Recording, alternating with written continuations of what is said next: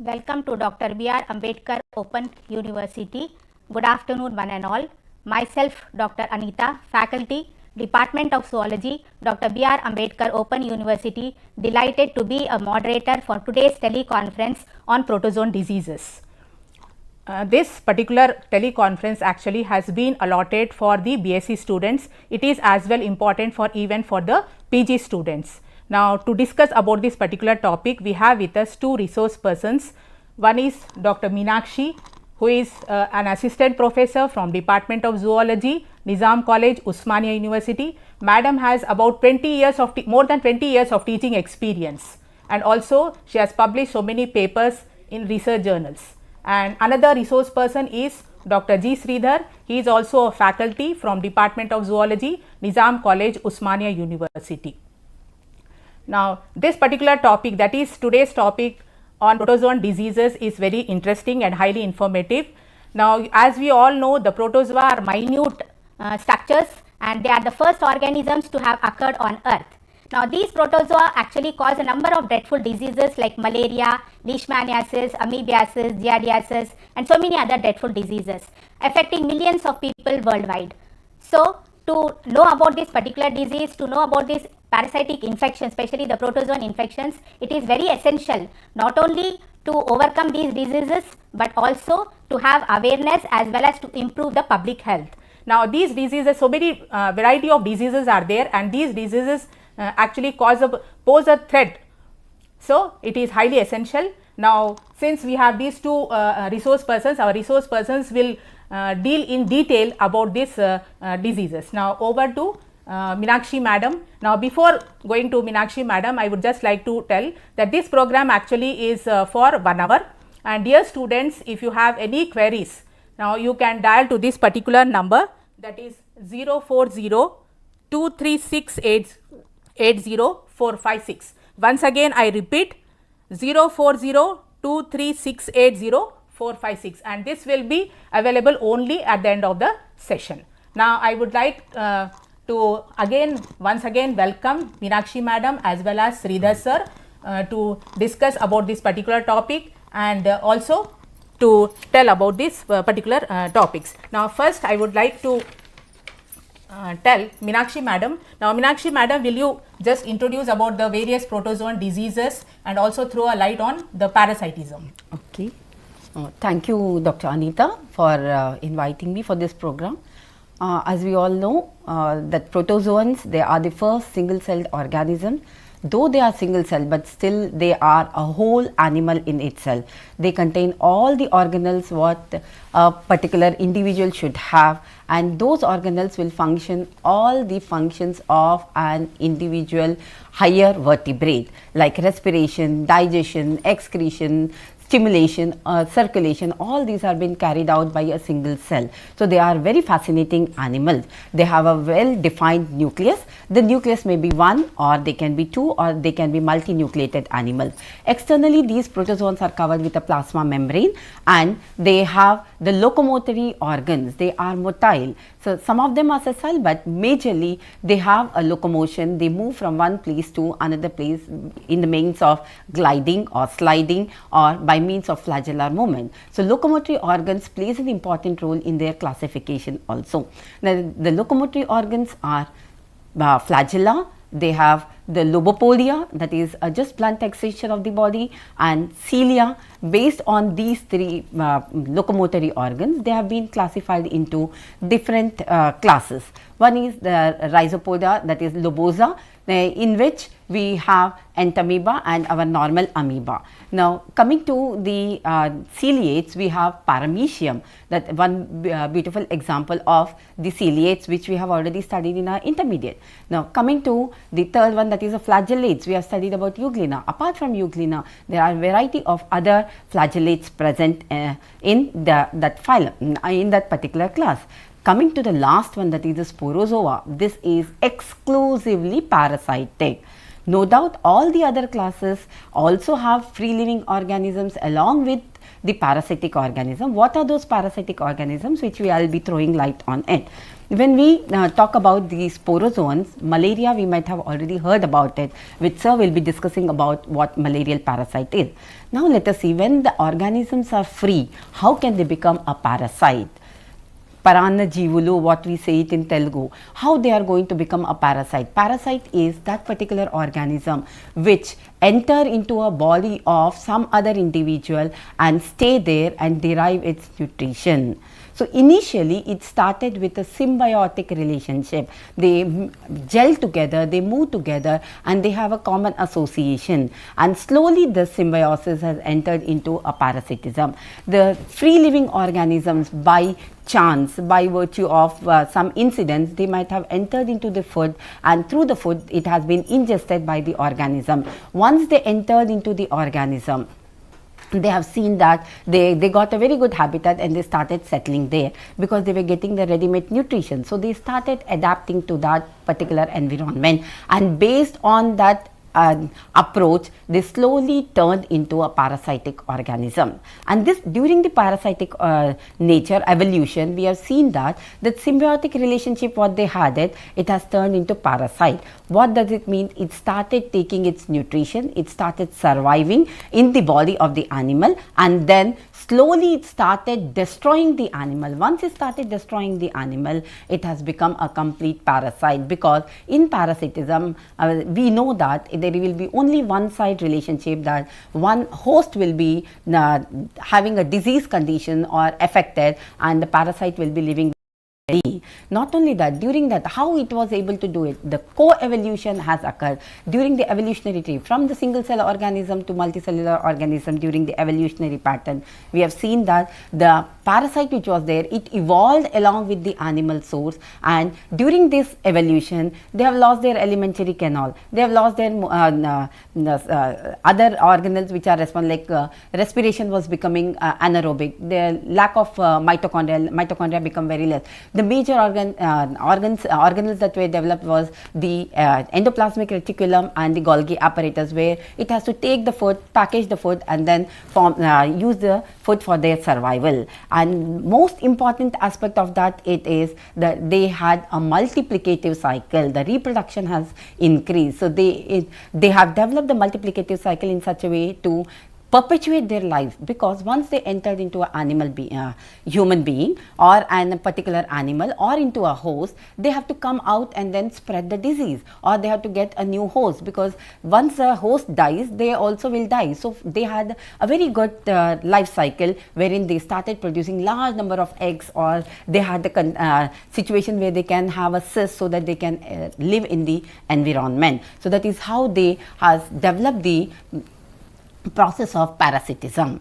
And one doubt we might be having, like when they are present in the body of an individual, we all have studied about body has an immune system or an immune mechanism, how they are able to tolerate.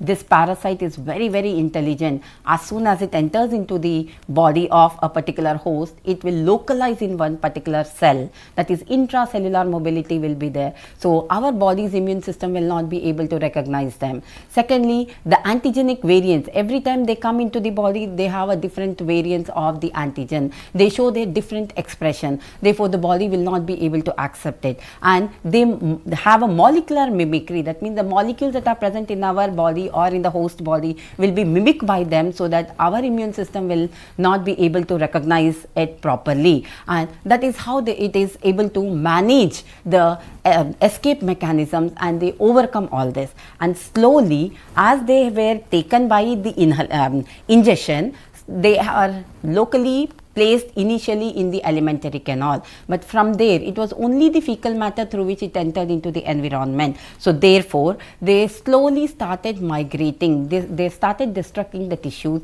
and slowly the migration occurred, and it was very easy for them to be perpetuated or transmitted from the blood vascular system. So therefore, they became a blood parasitic system. So parasitism, what we say is either intestinal parasites, or they are the hemoparasite. They are present in the blood so that they can be easily transmitted, and therefore the transmission has taken a different route. It was not a single route of transmission. We had a second route of transmission with vectors. So vectors play an important role in the transmission of this particular diseases, and there are variety of causes for this transmission of these protozoan diseases. These protozoan diseases, the causes is poor hygienic conditions, or then we have not good habits of eating food and drinking water, contaminated drinking water, overcrowding. All these are certain risk factors and causes which lead into the protozoan diseases.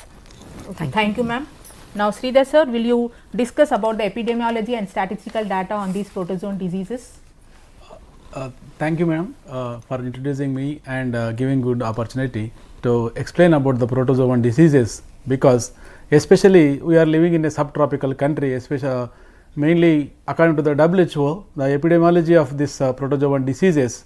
If you see that nowadays we are highly developed, but though maybe we are having highly developed scenarios, but if you see that the statistics of the what is that these protozoan diseases, mainly malaria and amoebiasis, giardiasis, trichomoniasis, then sleeping sickness, you can also call it as trypanosomiasis.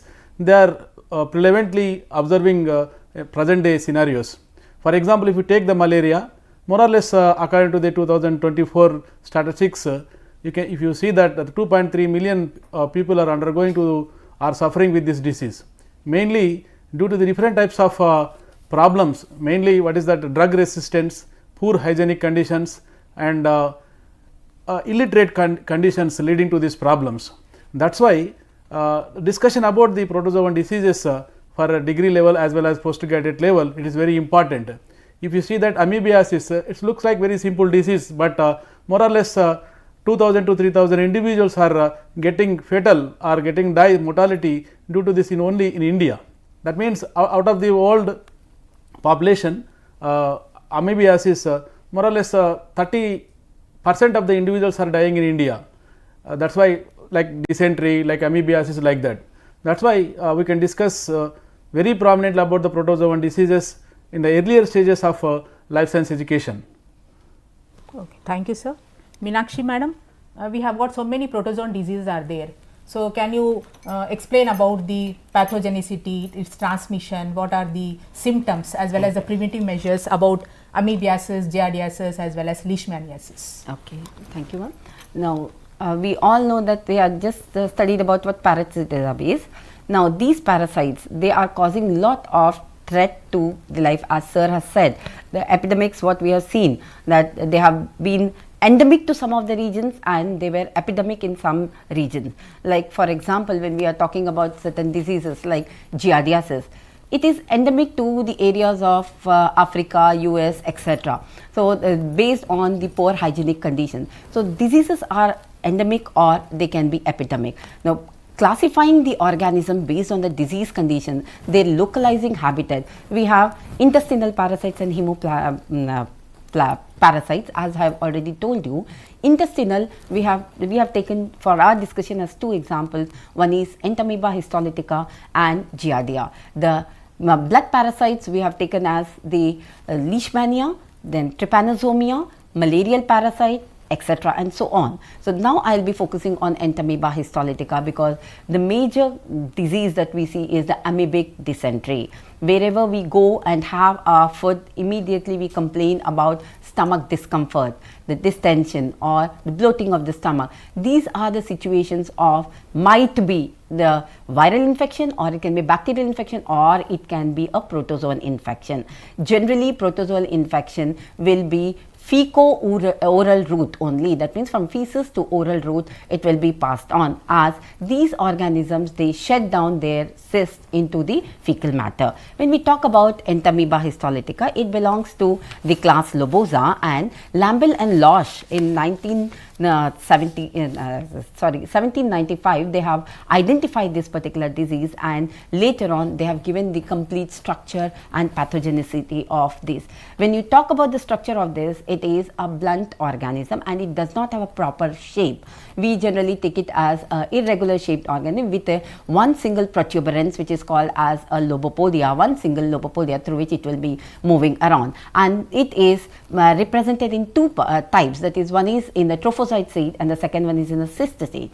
And trophozoite is a growing and a feeding stage. It will feed on the material that is present in the intestine, it will feed on the lipids, it will feed on the proteins that are there, and mostly it feeds on the blood, so that we can see the ingested blood cells, RBC cells, in the structure of the trophozoite. And it has the cytoplasm. As we know that protozoa has a nucleus and the cytoplasm and the plasma membrane, it is covered by the plasma membrane. The nucleus here is very prominent. Here the nucleus will have a hollow, and in the center we have a nucleosome, and from there will be lectin radiations will be there, which will give to a wheel-like appearance, which is called as a cartwheel appearance of the nucleus. Based on this becomes a diagnostic when we are identifying this organism. And apart from that, some globules like fatty globules can also be seen in the parasite. And this trophozoite, it is active feeding and growing stage as said.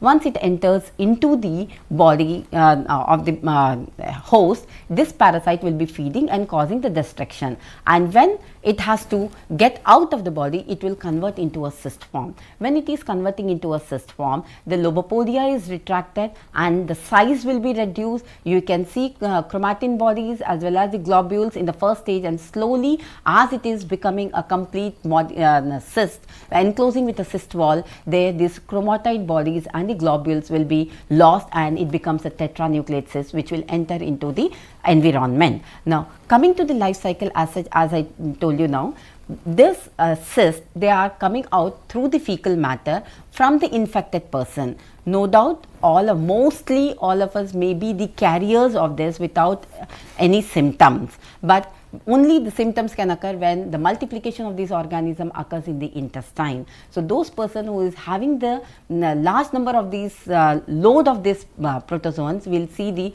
symptoms. Now when it enters the cyst along with the food, contaminated water, it will enter into our body through the alimentary canal, reaches the stomach. In the stomach, the acid that is present try to dissolve these cysts and it go and localize in the intestine. When it is localizing in the intestine, the proteolizing enzymes that is there, they will be bringing about the destruction of the cyst there, and the cyst wall is being broken out, and there we see that excistation, the organism come out of the cyst, which is called as excistation, and this will convert into a trophozoite.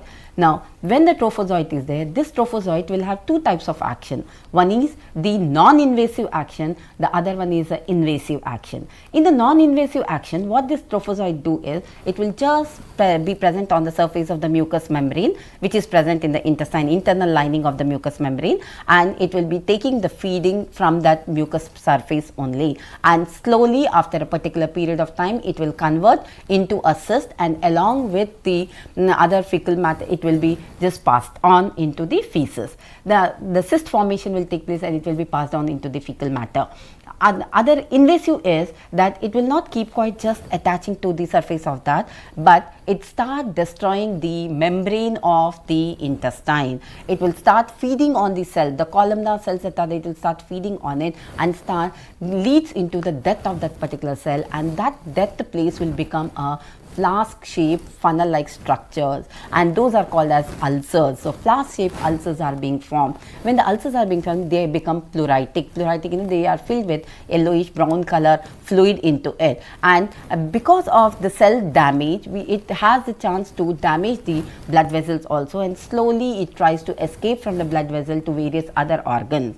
And this pleuritic ulcers that are there, they start secreting the secretions. Along with the stool, we will be seeing the blood as well as the black or brownish color tinge onto the stool. And the other part of that, when they are migrating to the blood, it will be entering into the various other organs, and this is called as the extra-intestinal migration, or it is the metastatic lesions. The metastatic lesions are the secondary lesions. They primary lesions are ulcer formations in the intestine, and then passing of the stools and stomach pain, etc. will be there. Secondary lesions is that it will enter into via the blood circulation into lung, it will be entering into liver, it will be entering, sometimes it may even enter into brain. So they cause damage to the liver, they cause damage to the lungs. When they enter into lung damage occurs, the breathing problems will occur. Liver, the destruction of the liver cells will lead into liver abscesses, necrotic liver, and it may lead into jaundice type of condition. These are the secondary lesions that we can see in Entamoeba histolytica. And majorly the symptoms, what we can see is the abdominal pain, fever, intermittent fever will be there, and then we'll have the constipation type of symptoms, and anemic conditions will be there. So these are certain things, and complete loose motions with blood. The stools will be laden with blood, and when we see this, we have to approach a doctor and go for a diagnostic test. The diagnostics is by doing the microscopic analysis, take the fecal matter and observe it by staining with a Giemsa stain, identify it as a trophozoites or the cysts that are there. We have to identify that, and then we should say that whether the amoebiasis is there or not. And most important factor here is when we take the stools, the stool will be having a chocolate colored dots, which we are called as chocolate crystals, which will say that it is infection of the amoeba. And then we can go for the treatment, taking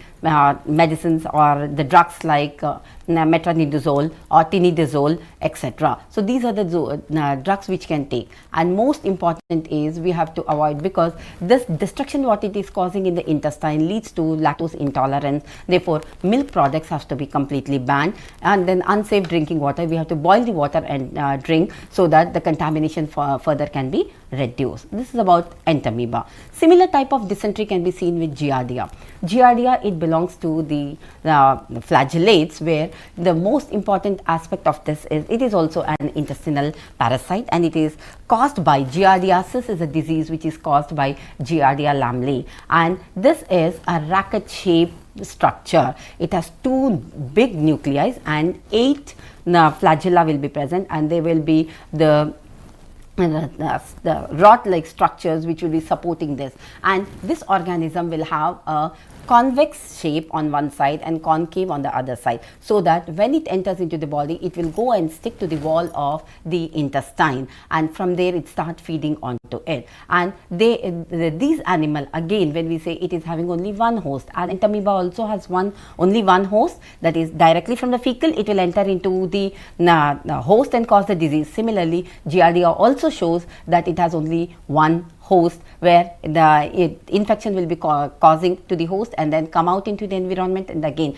there is no other mode of transmission for it. So again, this Giardia, the cyst of the Giardia will be passing on into the stool, and from the stool, fecal-oral route, again it will enter, and generally Giardia is present in soil, water, contaminated foods, etc. And there are great chances of contacting this giardiasis even with a sexual transmission also. There are certain cases, but usually it is through the drinking water, contaminated drinking water, and this is also known as a recreational disease. Why? Because mostly in the normal ponds, lakes, etc., that where we go for recreation, there the animal debris or animal fecal matter, etc., will be there. So therefore, that contamination may enter into our body. So this cyst, when it enters into the body of a human being, or then it will undergo multiplication. When it is undergoing multiplication, it undergo multiplication by binary fission, and once this binary fission is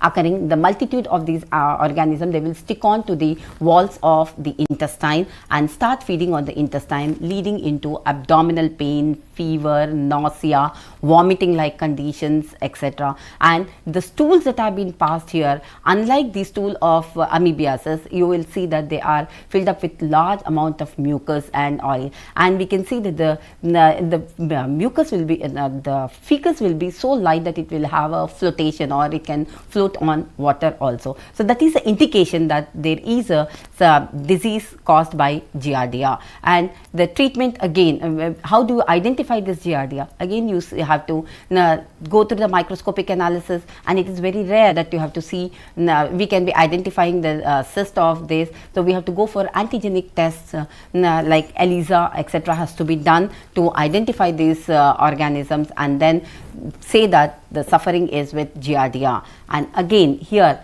it is, the treatment can be given by Zole, or it can be given with hydrochloride, etc. Then coming to the next type of the parasite. So, these two were intestinal parasites where they were causing the dysentery. Coming to the third one, that is the Leishmania. Now, the difference between these two is Leishmania requires another vector transmission. It is a digenetic parasite because it requires two hosts. One is the host where it is infecting, the other one is that what it is transmitting the disease. Now, Leishmania, when we talk about it causes a disease called as Leishmaniasis. Leishmaniasis, again, it can generally we call it as a Kala Azar or a black fever, or it can also be called as a dum-dum fever, etc. Now, this Leishmania, it occurs in two phases. One is the two stages, I can say it as. One is the amastigote stage and the other one is the promastigote stage. Amastigote, masti means it is the flagella. Amastigote, it will not have a flagella. It will be a circular structure with a small basal granule and a nucleus. The cytoplasm is very well defined and it will be a round structure, and amastigote stage is present in human beings or the host, definitive host. Then coming to the promastigate, this promastigote, it has a long flagella, basal granule, and it has a nucleus, and it is spindle shaped in structure, and this is present in a vector. So, the transmission of Leishmaniasis disease occur by means of a vector. Now, vector here is sandfly, which is Leptomenace species. And when we talk about this Leptomenace, there are variety of species which are carrying these and causing different types of infections. Leishmaniasis is only various type of cutaneous or visceral or something which I will be dealing little later.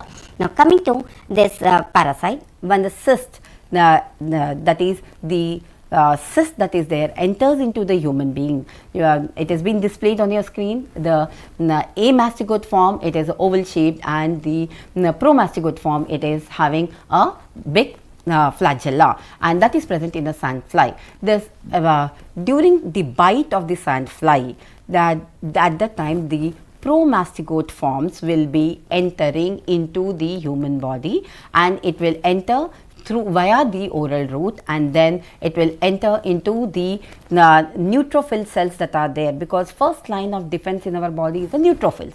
Those neutrophils will engulf it, and then those flagellate cells that have entered, they will be releasing back, and the macrophagic cells that are there, because blood has monocytes, and these monocytes in different tissues will act as a macrophage. They eat up that particular tissue and they convert this promastigote into a leishmanial form. This leishmania undergoes division again, and multiplication will occur, and the macrophage will burst out, liberating the amastigote forms, and these amastigotes will be taken up by different macrophages, and those macrophages will be again multiplying, and the load of these mastigotes will be there, and slowly it will reach into the circulation. And when they are present in the circulation, because the neutrophils, macrophages, it's already ingested, and the number is so much that it is very difficult for them to engulf and destroy it. So, they will be circulating in the circulation, and when this sandfly, Leptomenace species come and feed on the blood, they carry this amastigotes into their body. It will enter into their stomach, and from there it will undergo the transition to form a that is flagellate form, promastigote, and slowly it will come to the salivary gland, and from there when it is feeding onto the other individual along with the saliva, it will be entering into the next host. That is how the transmission of this leishmania will be occurring. And coming to the disease, it causes the leishmaniasis disease, and this leishmaniasis disease can be of three types, that is visceral leishmaniasis, cutaneous leishmaniasis, and the third one is the mucocutaneous leishmaniasis. Generally, visceral leishmaniasis is present, and this is mostly a tropical subtropical region disease only, because in these areas it is most prevalent. And when it comes to the viscerally, it will be causing various organs will be affected. The spleen, most affected is the spleen, lymph, etc. These are the glands which will be affecting. It will go there and start destroying these cells, and they become totally impaired. The functioning will not be proper, and that is called as a visceral leishmaniasis. And because the function is occurring, and the loss of weight will occur, loss of appetite will be there, and it leads into drastic anemia and also darkening of skin. And because of the darkening of skin, it is also called as the Kala Azar disease. And then the other type, it is the cutaneous. Cutaneous, it is again caused by a different species like Tropioca. So cutaneous is only the skin layers. It will have an effect on it. It will form the sores on it. It starts eating the cell structure and it will form a sore on it. Small boil like structures will be there. They are called as boils, Delhi boil sores or oriental sores. They will be large sores where they will be entering into them, they will be eating away the tissue, and the entire tissue will become filled with fluid as well as sores formation. Coming to mucocutaneous, it will enter into a deeper layer of it and destroy the mucus as well as the cutaneous layer, and mostly they will be affecting the nose membrane, the mucosal membrane of the nose, ears, mouth, etc. So it will lead into the disease condition of the entire, where it will form ball like structures. Small boils will be formed, and they will be hardened boils. They are called as macular boils. They are not papular, but they become hardened boils. They will not be having any pus, but there will be eruptions onto the body, which will give a different type of a look of that particular patient. Again, the treatment, what we need to do is aminopterin B is a particular drug that has to be given for the treatment of leishmaniasis disease. Thank you. Yes. Thank you, madam. Now, next coming to other diseases like malaria and trypanosomiasis. Sridhar sir, will you please explain about these two diseases? Okay, madam. Thank you. As madam told that some protozoan parasites are intestinal parasites, some protozoan parasites are infectious parasites, but mainly the trypanosomiasis and malaria diseases are mainly due to the blood sucking parasites. I mean to say that they are also both trypanosomiasis as well as malaria parasites due to the digenetic parasite. You can also call it as vector-borne diseases. The first we will discuss about the trypanosomiasis. Trypanosomiasis mainly you can also call it as sleeping sickness. Why it is called as sleeping sickness? Because the parasite will enter into the brain and causing the sleeping sickness. The main causative factor or causative parasite for this trypanosomiasis, that is called as Trypanosoma brucei and Trypanosoma cruzi. The species is different, but the parasite is same. Trypanosoma brucei mainly causing the African trypanosomiasis. You can also call it as a sleeping sickness. Then the next parasite in the trypanosomiasis, that is called as Trypanosoma cruzi, which is giving a disease that is called as Chagas disease. You can also call it as American trypanosomiasis. If you see the trypanosomiasis vector, there are different types of vectors in the trypanosomiasis. Mainly the sleeping sickness caused by a vector that is called as CC fly. Because of this bite of the CC fly, the parasitic stages will enter into the human circulation and causing the disease. First, mainly if you see the life cycle of this trypanosomiasis, if is sleeping sickness, the CC5 bite leading to the entry of parasite into the human circulatory system. The causative factor for this CC fly disease, that is called as tropomastigote. This metacyclic tropomastigote will enter into the circulatory system. After entering into the circulatory system, first it will enter into the blood fluids.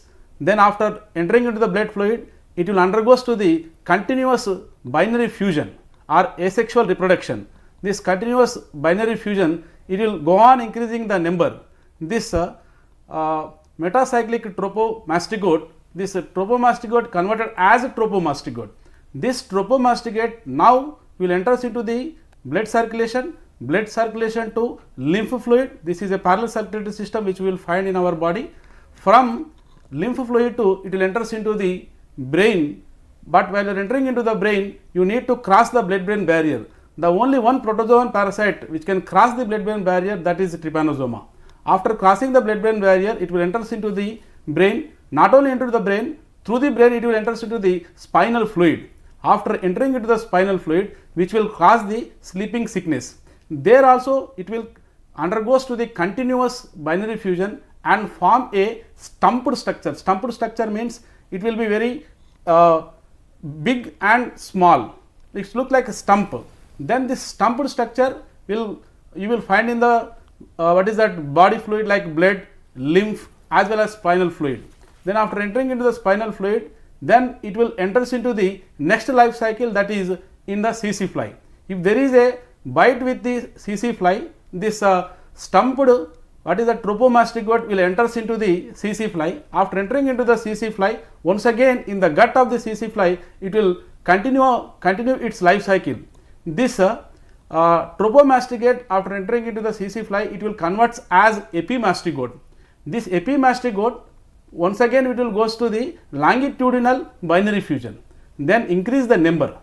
Due to the longitudinal binary fusion, this epimastigate is converted as procyclic, what is that tropomastigate, procyclic tropomastigate to once again it is converted as epimastigate. Now this epimastigate will enters into the salivary glands of the CC fly. Then after entering into the salivary glands of the CC fly, once again it will continue the binary fusion and converts as metacyclic tropomastigate. Now this tropomastigate once again will enters into the what is that human being. Like this it will continue the two life cycles, one life cycle in the human being, other life cycle in the what is that in the CC fly. Okay, this is about the sleeping sickness which mainly causing in the tropical areas and Southeast Asia like India and mainly Africa and North America. This is the main causative disease in the tropozoan parasites and blood sucking parasites. And what is the main treatment for this disease? If you see that this what are the problems which clinical symptoms we will find for the bite of the what is that CC fly. You can see that the diagram, you can see what is that you will find a wound like wound formation, because the CC fly is not just like mosquito, just because mosquito will just inject the blood and suck the blood. But if you see the what is the CC fly will damage the tissue on the skin, and which will leads to the what is that wound formation in the human beings. If you see the clinical symptoms of the what is that this trypanosomiasis, mainly it is causing the fever, severe headache, irritability and extreme what is that tiredness, swollen lymph nodes and what is that paining of the different types of muscles and what is that bones. Then what are the main treatment which you will take for this disease? There are the different types of combinations this disease, but the main combinations to overcome this sleeping sickness, that is suramin with pentamide, because generally what we will say that suramin combinations. Suramin combination means the main drug here suramin combined with the different types of drugs like pentamidine, then what is that tyripos. These are the main what is that treatments which you can take for this sleeping sickness. Then come to the next parasitic or blood-borne protozoan disease, that is malaria disease. Malaria disease is the one of the most common disease in the protozoan disease and one of the major disease in the what is that tropical diseases which we are finding what is that in addition with the Wuchereria disease or filariasis. Yes, what is the main causative parasite for this malaria disease? The main causative parasite, that is Plasmodium. Plasmodium is a sporozoan. As madam told that at the time of classification, because all sporozoans, mainly sporozoans in the what is that in the classification of protozoa, they are belongs to parasitic in nature. Yes, while we are discussing about the Plasmodium, there are mainly 4 types of Plasmodium species we will find, that is Plasmodium vivax, Plasmodium ovale, Plasmodium malariae, Plasmodium falciparum. Out of this Plasmodium vivax, ovale, malaria and falciparum, this falciparum is a highly fatal condition. That means if you are getting the what is that this plasmodium what is the falciparum infection, maximum it leads to the death. That's why we will consider this is as very fatal in condition. Then if you see the what is that where exactly we will find the problem, mainly the Plasmodium vivax enters into the liver tissue or hepatic tissues as well as what is that RBC or erythrocytes what we are finding in our body. And what is the transmitting factor here? Because as I madam told that there are some vector-borne diseases in the protozoan diseases. Just now we have discussed that trypanosomias, there is a vector that is called as CC fly. Here in malaria disease the vector, main vector is that is what is that Anopheles mosquito. This Anopheles mosquito, mainly that what is that female Anopheles mosquito bite is leading to the malaria fever. Then if you see the what is that life cycle of the malaria or Plasmodium vivax, this Plasmodium vivax mainly having the different types of life cycles, as mentioned to the digenetic parasite. Digenetic parasites means the life cycle it will continue in the both in the human being as well as what is in the mosquito. Especially if you observe in the different other parasites, generally asexual what is that life cycle observed in the vector, sexual life cycle observed in the human being, but contradictory to this other parasites. But in Plasmodium what is that parasite, Plasmodium parasite will do the asexual life cycle in the human being, sexual life cycle in the malaria what is that mosquito. If you see that in human being also stages we will find the different types of stages. The first stage it will enters into the human being as a sporozoid stage by the mosquito bite. After entering into the human being it will converts as what is that sporozoid is converted as merozoid in the liver. Then from the liver it will enters into the RBC. In the RBC it will converts as what is that gametes by a process that is called as a sporogony. Then that gametes will enters into complete the asexual life cycle in the human being. Then it will enters into the what is that once again into the mosquito. After entering into the mosquito it will complete its sexual life cycle and form the sporozoid once again. Like this it will converts, it will continue its life cycle continuously in both human being as well as in the mosquito. If you observe here in the slide, the digenetic parasite mainly in man it will convert as asexual life cycle in two phases. The first phase that is called as what is that in the liver, you can also call it as liver schizogony. The second phase in the human being that is called as what is that erythrocytic or RBC schizogony. That means it will enter first, it will enters into the liver, then it will converts into sporozoid stage to cryptozoid or merozoid stage. Then in this merozoid stage it will enters, it will stop or it will sometimes it will convert, it will re-enters into the liver, sometimes it will enters into the RBC. After entering into the RBC it will continue and form the especially gametes. Then you see that mosquito, after entering into the mosquito it will show its sexual life cycle, then fertilization will occur in between the gametes and form the zygote as oocyst. Then due to the sporogony it will form the what is that sporozoid. Then what is the first we will see, this is the sporozoid stage which is the main infective stage to the human being. It is a spindle shaped structure. Here we won't find any flagella like what is that zoomastigophora what we are finding like the giardia and all these things, but here you won't find any what is that flagella. Then it is having a single nucleus, mitochondria, all these things like a cellular organism we will find this structure. Then this structure or this sporozoid stage it enters into the human being through the bite of the mosquito, then it enters into the bloodstream. After 24 hours to 72 hours it will enters into the hepatic tissue or hepatic cells or like what is that yes, sorry to disturb. Yeah. Yes, continue. Hepatic cell or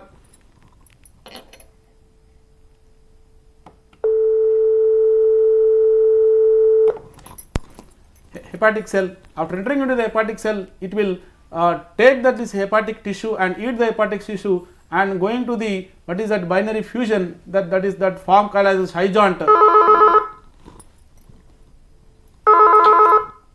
Hello. Hello. Hello. Yes. I have one doubt, madam. Yeah, you can ask later. 1 second. Okay. Yes, sir. Yes, this in the hepatic tissue it will undergoes to the multiple fusion. That multiple fusion what we are finding in both RBC as well as in hepatic cell, that is called as schizogony. Schizogony, after undergoing to the schizogony, this what is that sporozoite is converted as cryptozoite. Cryptozoite converted as cryptomerozoite. This cryptomerozoite now enters into the what is that liver cells as well as RBC cells. If you want to continue the hepatic cycle only, it will re-enters into the liver tissue, continuously eating the what is that liver tissue and damaging the liver tissue.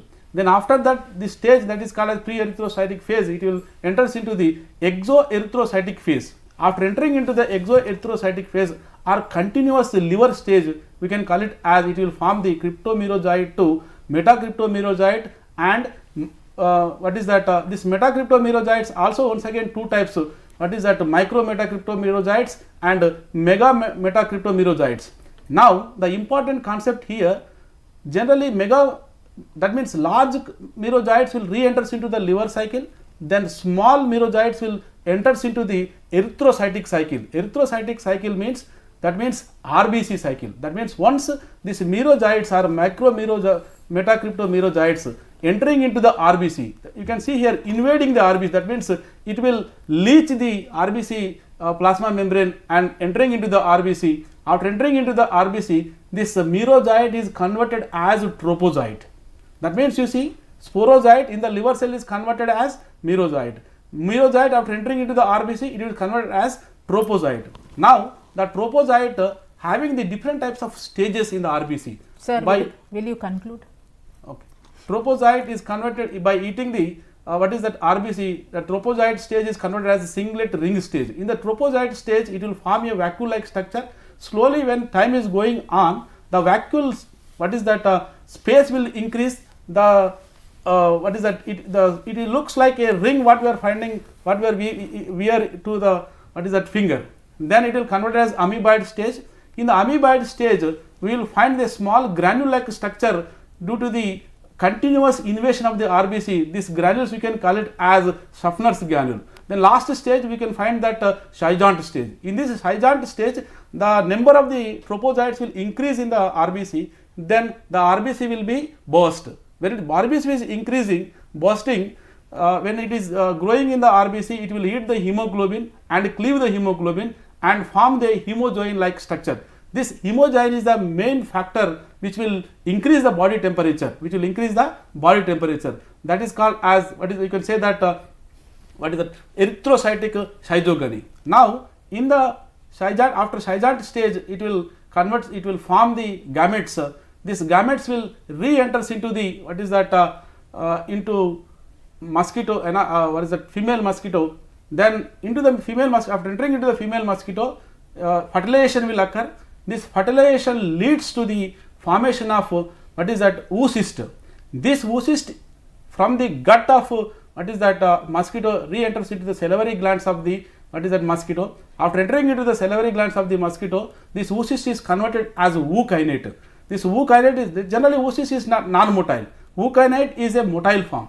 This ookinete is once again converts as what is that, sporogony and form the sporozoites. These sporozoites once again entering into the what is that, human being after completing his sexual cycle. You can see the sexual cycle, both all the cycles, human being sexual cycles as well as asexual cycles in the diagram.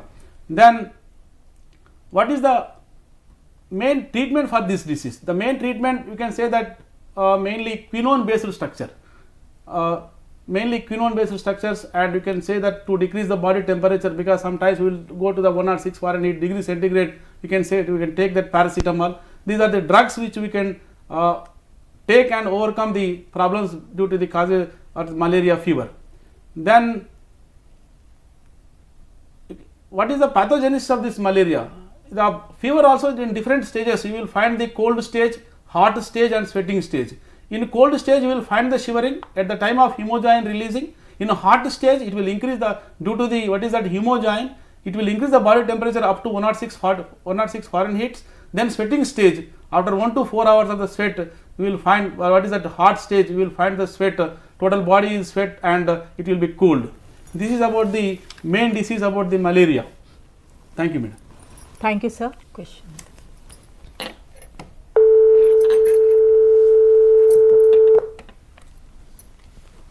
Okay. Now you have talked about the various diseases like malaria, trypanosomiasis, amoebiasis, giardiasis, leishmaniasis. Okay. Can you talk a little bit on the management, means how to manage these protozoan diseases? Yes, as just now the starting we have discussed that nowadays we are in 2025, everything is highly developed, but especially in subtropical countries and tropical countries, due to the main population. The first problem, population, and the second problem, what is that? poor hygiene. We are not following anything, the food intake, everything. This is hygienic conditions. Then third thing, drug resistance. That the drugs what we are discussing about the protozoan diseases, generally that chloroquine, metronidazole, that all these drugs are what is that very old 1930s and 1940s. That's why first we need to what is that educate the public about the population increasement, because mainly Asian countries and African countries are the highly prone to this protozoan disease. First we need to educate, you need to maintain the what is that these hygiene conditions, then we can decrease. For example, you say that amoebiasis in 1994 the number of amoebiasis more or less 1 lakh, due to the highly education from the different types of what is that diseased centers as well as different types of organizations like NGO, WHO countries, what that they are educating you, please what is that overcome these problems, then the number of amoebiasis disease decreased in India mainly like 1250. That means the number decreasing from thousands to hundreds. Then coming to the drug resistance, that means for a small fever we are taking the paracetamol. I mean to say that give your immune system some time to overcome or to develop the antibodies against the disease. Don't take azithromycin, don't take paracetamol, but give some time to your immune system, act against the parasite, act against the antigens against which is present on the parasite. Then this is about the drug resistance. Then third one, mainly the mortality rate is increasing due to the diagnosis. If you find the diagnosis mainly microscopic diagnosis, protozoan diseases maximum microscopic diagnosis. Nowadays they are developing the what is that molecular based diagnostics, that means PCR based diagnosis. If you are finding some problems, don't give any medicine to him, give some paracetamol and don't give the direct antibiotics to don't increase the drug resistance. Take some blood sample from them and do the PCR. Okay, I mean I know that it is cost effective, but it will decrease the drug resistance in the concept. That means molecular diagnostics tools, increasement of molecular diagnostics tools is very important for us. Then fourth important thing, nowadays the kits are developing. For example, in as Madam told that microscopic what is that investigation, but we can also do here what is that kit based methods. There is a kit for malaria. The main base, main base for that kit, that is called as LDH, lactate dehydrogenase. That means the lactate dehydrogenase which we are finding in the plasmodium, what is that Anopheles, then we can overcome this problem. These are the different types of management methods. What is that decrease the what is that drug resistance, maintaining the hygienic conditions, then educating. Then the last one, vectors, mainly CC fly and what is that mosquitoes. These are the vector borne diseases. If you stop the vector transmission or decrease the population of the vectors 100%, we can decrease the what is that progression of these protozoan diseases. So LDH, that means you talked about lactate dehydrogenase, which is an enzyme. Does it act as a marker?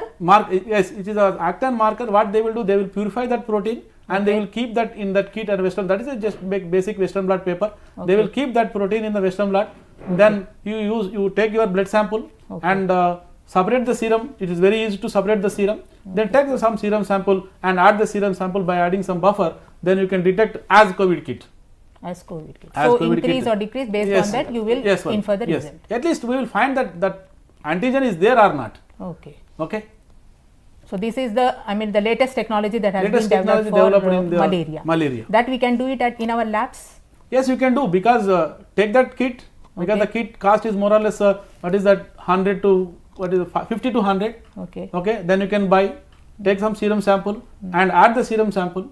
Okay. Then you can check it, because there will you are having the control line and what is the test line. If you are having the line only at control line, that is negative. If you are having the two lines in the kit, that is control line and test line, that is positive. Yeah, this test works very good. Very good and Easy, what is it? quick. Easily, quick. That means then we can decrease the mortality rate of the disease. Otherwise, based on microscopic method means it takes a longer time. 100%, because you see that to check the trophozoite stage Yeah, in the blood sample, yeah, more or less it will take 7 days time, yeah. or 3 to 4 days time. In that 3 to 4 days time, maximum damage will occur in your liver tissue as well as RBC. Okay. So based on the just like COVID, you are saying this is a kit method. So just based on the kit, you will come to know whether that antigen is there or not. Yes. So still any further modern technology is there or modern tests are there to detect? Like for that basic test, for as we do it for COVID, we go for the basic test, then they go for PCR and all those things. Yes, PCR What about test. in this technique? PCR technique also you can do, because mainly what is that you can take the blood sample, isolate the DNA and do the PCR by using the what is that plasmodium specific antibodies. Okay. This are primers. Then you can do the PCR. Okay, in that PCR, based upon the what is after run the gel, then after getting the PCR, then you will find that it is positive or negative. Okay. Okay. Well explained, sir. Students, if you have any queries, you can ask the questions. Any other disease? Yeah. Further, any information you have regarding any other protozoan diseases? Of Yes, course, these are some of the diseases you have talked about, because these are the most common diseases as well as the dreadful diseases we talk about daily in our lives. What about the other protozoan diseases? There are some other protozoan diseases like trichomonas. Okay. Or you can also call it as a trichomonas vaginalis. This is sexually transmitted disease. Just now we have discussed that intestinal parasites. Yeah. Then what is that vector-borne diseases. Now this is a different disease which is caused by the protozoa, that is called protozoan parasite, that is called as trichomonas vaginalis. Okay. You see it is pear-shaped structure. You can see the slide, but pear-shaped structure. Okay. It is also having like mastigate or flagellum. Then it is having the undulating membrane, but the undulating membrane which is different with the trypanosoma, because in trypanosoma you will find undulating membrane all over the body, but in this parasite you will find only half of the body. Yeah. Then what is that the transmission of this parasite mainly, that is what is that sexual intercourse. That's why you can call it as this what is that trichomoniasis, like sexually transmitted disease. Then you said here also that what is that infective stage is the trophozoite stage, mainly the urethra and vagina. Mainly it is found in female urethra and vagina. Then in male it is found in the what is that urethra as well as prostate gland. Okay. After introduction of this what is that sexual intercourse, proliferation begins with results to the inflammation, a large number of trophozoites present in the vaginal fluid and causing the fever and what is that infertility problems in the human being. Okay. These are the other what is the disease. prominent sexually transmitted disease and protozoan disease which we will find in the human being. And there will be a green color discharge also. So with that we can identify that it is trichomonas and it will have a foul smell. A typical type of a smell will be there, and the sticky secretion will be secreted. Thank you, sir. So lot of research actually has been taking place, still going on. But till now regarding malaria, we are going, it is highly impossible for us to defeat these mosquitoes, because every day it is giving lot of menace. So till now, but no one has actually come forward with a vaccine. Why? What is the main reason behind it? Yes, coming to the vaccines for this parasitic diseases, because for example, if you take the virus or some bacterial disease, we will target one protein. Yeah. Okay, one protein which is very prominent in that particular what is that bacteria or virus. But we are coming to the malaria disease. This is not a single single causative factor. Okay. There are different types of Plasmodium species, because we will discuss only 4. Nowadays in India we are finding one more what is that Plasmodium species, that is called as Plasmodium novalis. Okay. I mean to say that while we are increasing the technology, at the same time the parasite also increasing its own resistance. Okay. That's why there is very less chance to develop the what is that vaccine. Okay. Thank you, sir. Thank you, Meenakshi madam, and thank you, Sridhar sir, for your enlightening and very, very informative discussion. Thank you once again. Thank you. Thank you. Thank you. Thank you.